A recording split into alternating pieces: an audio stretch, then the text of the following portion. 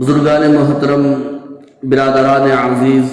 الحمدللہ ثم الحمدللہ۔ ابھی آپ حضرات کے سامنے تیسرے پارے کی سورۃ الغاشیہ کی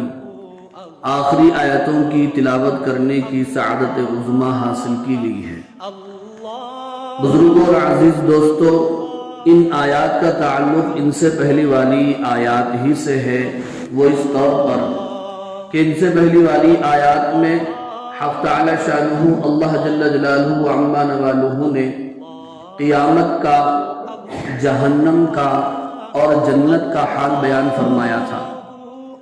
ظاہر بات ہے مشرکین اور کافرین اس کے منکر ہیں اور انکار کرتے ہیں، تو اللہ تبارک و تعالی نے آگے اپنی قدرت کی نشانیاں بیان فرمایا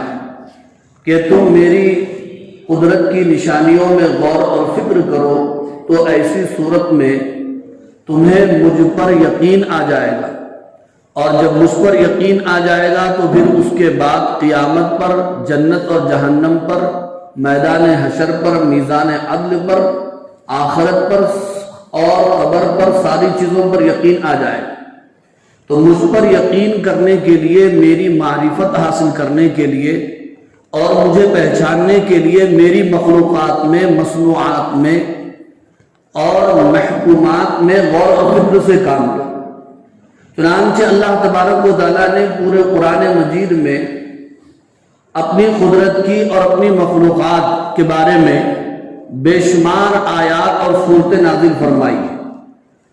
یہاں پر اللہ تبارک و تعالیٰ نے اپنی قدرت کی وہ 4 عظیم علامتوں اور نشانیوں کو بیان فرمایا ہے۔ جس وقت قرآن مجید نازل ہو رہا تھا سرزمین عرب پر، تو ان لوگوں کے سامنے عام طور پر یہ چیزیں ہوا کرتی تھی۔ ایک تو اللہ تعالیٰ نے اپنی قدرت کی نشانیوں میں سے اونٹ کو بیان فرمایا، اور دوسری چیز اللہ تعالیٰ نے آسمان کا ذکر فرمایا، اور تیسری چیز اللہ تعالیٰ نے پہاڑوں کا ذکر فرمایا، اور چوتھی چیز اللہ تعالیٰ نے زمین کا ذکر فرمایا۔ اس لیے کہ ایک عرب کا باشندہ وہ جب صحرا میں چلتا تھا، جنگل و بیابان کا سفر کیا کرتا تھا، یا عام طور پر جہاں وہ رہتا تھا تو اس کے پاس یا تو اونٹ ہے، یا اگر وہ نظر اٹھاتا ہے تو آسمان ہے سر کے اوپر، اور اگر وہ نیچے دیکھتا ہے تو اس کے پیروں کے نیچے زمین تھی، اور اگر وہ اپنے اطراف و اکناف پر نظر ڈالتا تھا تو پہاڑ ہی پہاڑ اسے نظر آتے تھے۔ اس لیے اللہ تعالیٰ نے ان 4 عظیم الشان نشانیوں کو بیان فرمایا کہ ان پر تم غور اور فکر کرو تو میری معرفت حاصل کر سکتے ہو، میری پہچان تم حاصل کر سکتے ہو۔ چنانچہ اللہ رب العالمین نے بیان فرمایا افلا ينظرون الى الابل كيف خلقت، کیا یہ نہیں دیکھتے ہیں اونٹ کی طرف کہ وہ کیسے پیدا کیا گیا۔ اونٹ اللہ تعالیٰ کی عظیم الشان نشانی قرار دی گئی ہے اس آیت شریفہ، اس اعتبار سے بھی عظیم الشان ہے اور بڑی نشانی اللہ تعالیٰ کی کہ وہ جانور مسکین تباہ ہے۔ اللہ تعالیٰ نے ہاتھیوں کا ذکر نہیں فرمایا، شیر اور اسی طرح اور بھی درندے اور پرندے ہیں، اللہ نے ان کا یہاں پر ذکر نہیں فرمایا۔ اونٹ کا ذکر فرمایا اس لیے کہ عربوں کی سواری عام طور پر اس زمانے میں اونٹ ہی ہوا کرتے تھے، اس لیے اللہ نے اونٹ کا ذکر فرمایا۔ اونٹ اتنا بہت لمبا وہ جانور ہوتا ہے، اس میں سہولت بھی ہے مالکوں کے لیے، اس لیے کہ وہ جہاں کھڑا ہو جاتا ہے اپنی لمبائی کی وجہ سے درختوں کا پتا کھانا اس کے لیے کوئی مشکل نہیں ہے، وہ آسانی کے ساتھ کہیں سے بھی وہ اپنا چارہ، اپنی غذا اور پتا حاصل کر لیتا ہے۔ دوسری بات یہ ہے کہ اونٹ آسانی کے ساتھ ریگستان میں، ریتیلی زمین میں بھاگتا ہے، اور عرب عام طور پر جو سفر کیا کرتے تھے یا ان کا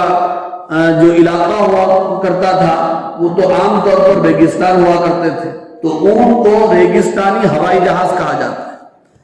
اور اسی طرح اونٹ کی خصوصیات میں سے خصوصیت یہ ہے کہ اونٹ 8 دن کا پانی، بلکہ بعض کتابوں میں لکھا ہوا ہے 17 دن کا پانی اپنے پیٹ میں جمع کر کے رکھ سکتا ہے۔ یہ اللہ تعالیٰ کی، اللہ نے اس کو یہ چیز دی ہے۔ کہ ایک ایک ہفتہ 2 ہفتے کا پانی اپنے پیٹ میں وہ جمع کر لیتا ہے۔ یہی وجہ ہے کہ صحابہ اکرام بعض غزوات میں اور بعض جنگوں میں جب ان کے پاس پانی نہیں تھا، اونٹوں کو انہوں نے ذبح کیا اور ان کے پیٹ میں سے پانی نکال کر اپنی پیاس کو بجھائی تھی، یہاں تک کہ اوجڑیوں کو نچوڑ کر دین کے لیے انہوں نے وہ پانی کا استعمال کیا تھا۔ تو اونٹ کا یہ حال ہے، اور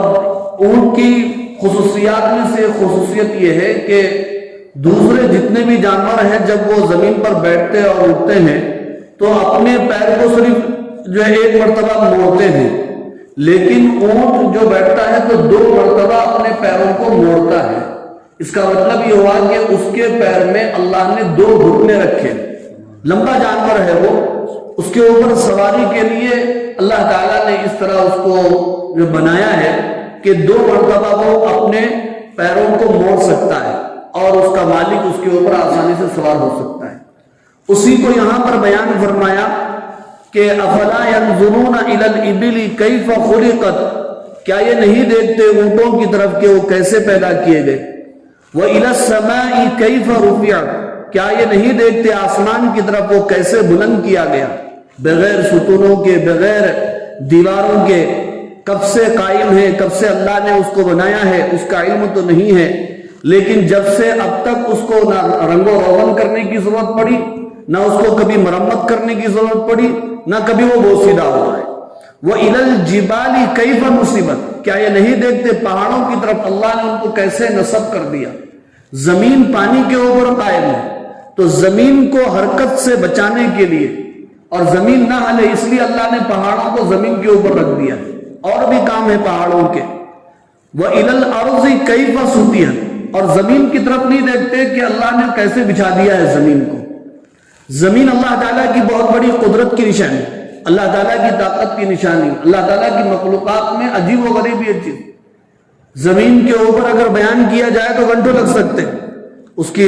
قسمیں مختلف ہیں۔ اللہ نے اس کو نرم بھی بنایا، جہاں سے چاہے کھود کر تم پانی نکال سکتے ہو، اور اللہ نے زمین کو سخت بھی بنایا کہ جتنی بڑی تعمیر اور عمارت اس کے اوپر تم کھڑا کر سکتے ہو۔ یہ اللہ تعالیٰ کی نشانی۔ تو اللہ نے ان نشانیوں کو بیان فرمایا۔ اب بندہ اگر اس کے اوپر غور و فکر کر لے تو پھر اس کو اللہ کی ذات پر یقین آ جائے، جنت اور جہنم کے اوپر اس کو یقین آ جائے، آخرت کو تسلیم کر لے۔ لیکن کوئی ان چیزوں کو نہ غور و فکر کرے، نہ نبی کی دعوت پر غور و فکر کرے اور وہ انکار ہی کرے، تو اللہ نے اپنے محبوب کو تسلی دی، فذکر انما انت مذکر، آپ نصیحت کیجیے، آپ کا کام نصیحت کرنا ہے۔ لست علیہم بمسیطر، آپ ان کے اوپر مسلط نہیں ہیں، آپ ان کو مجبور نہیں کر سکتے، آپ نے ان تک ہمارا پیغام پہنچا دیا، ہماری بات پہنچا دی، آپ کی ذمہ داری پوری ہو گئی۔ الا من تولا وکفر، ہاں جس نے روگردانی کی اور انکار کیا، فیعذبہ اللہ العذاب الاکبر، تو اللہ تعالیٰ اس کو بڑے عذاب میں مبتلا کرے گا، اور وہ بڑا عذاب جہنم کا ہے۔ ان الینا ایابہم، بے شک ہماری ذمہ داری ہے ان کو لوٹانا، یعنی مارنا، زندہ کرنا اور کھڑا کر کے حساب لینا، یہ اللہ تعالیٰ کا کام ہے۔ ثم ان علینا حسابہم، پھر یقیناً ہماری ہی ذمہ داری ہے ان کا حساب لینا۔ بہرحال بزرگ اور عزیز دوستو، دعا فرمائیے اللہ تعالیٰ ہمیں کامل ایمان و یقین، تقوی و طہارت، صحت و عافیت عطا فرمائے، ہم میں ہماری نسلوں میں دین کو زندہ فرمائے، ہماری جملہ بیماریوں اور پریشانیوں کو دور فرمائے، محض اپنے فضل و کرم سے ہمیں جنت عطا فرمائے۔ وآخر دعوانا الحمدللہ رب العالمین۔